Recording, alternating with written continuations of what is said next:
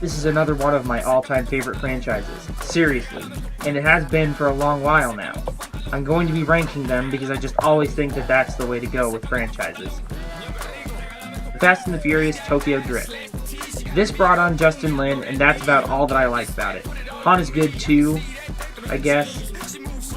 I guess that it's a fine movie and not terribly made, but especially when its only connection to the main franchise was a forced clip at the end after bad test screenings, and then they forced the connection even more by making the following 3 movies be set before it, and then actually try to incorporate it in some significant or relevant way. It feels like a straight-to-DVD movie. Too Fast, Too Furious. This isn't a good movie, but it's more on the level of a so bad it's funny movie, and it features one of the main cast, and introduced 2 of the greatest characters in the new cast. I don't think I mentioned the soundtrack at all. So, there's really good soundtracks up until the 5th movie, and then that on doesn't have that good of soundtracks. But the first 4 have great soundtracks. The Fate of the Furious. This is one of the best made of the franchise, but that's about it. Yeah, there may be a few cool parts, but this franchise at a time where it should have ended and where it could have ended, and it passed them both up, all for this. If it gets even worse from here, I'm going to be very frustrated. The only reason that I'm not 100% certain it won't is because a good director from the franchise is coming back. He didn't direct this one. Or the next one, which is Furious 7. There's probably a lot of people that would say that this is their favorite. They're wrong. I'm not saying that you can't like it, I'm just saying that most people wouldn't still like it without the ending, and they just don't realize it. Just like the last movie I talked about, it's a bit better made. I actually think the previous movie that I talked about is better made, but just not that good. I will give it entertaining though, because there's at least one good set piece that may even be great standalone. Fast and Furious 6. Again, this is one of the better made movies, but it signals a hey, maybe this franchise should end now entry, despite being one that I'd probably say that I somewhat enjoy. It's a bit too long, a bit too dark, and not as entertaining as it could have been, especially if those 2 problems had been fixed.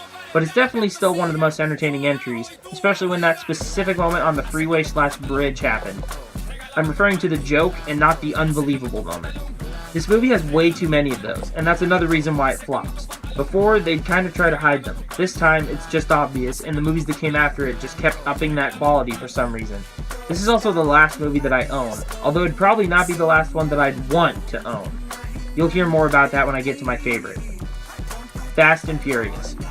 The only reason that this one gets as high as it does is because it marked a return to the franchise after many years and 2 movies, and it didn't completely suck. It's also kind of like a slightly better first movie, / a slightly less enjoyable first movie. It also has a cliffhanger ending that connects to Fast 5, which also adds to why I like it a bit more. The Fast and the Furious. This is probably my actual favorite, but I just recognize that it's one of the worst made. Maybe even the worst, if we're being honest. But it started the franchise, introduced these characters that may be great here, but are at least great at some point, and it features the thing that I loved most about the franchise, the street racing. But I'm fine with the street racing being basically gone if it means that we get a movie like Fast 5. This is hands down the best movie of the franchise, simply because it's just so well made. I really don't get how Justin Lin made 2 movies before this and a movie after it that are so noticeably not as well made. It was even the same single writer. It's just shocking how one of these works so much better than the others. The reason that this isn't better, and why it's my second favorite overall, is because it has 2 storylines/villains when it only needs 1. The beginning of the movie is so great, with them on the run from The Rock. Then they add this pointless heist aspect, made even more pointless by them making more movies, and it just makes me wonder why they didn't opt for a shorter, better movie. Not that I didn't like the heist aspect, because I enjoyed it enough.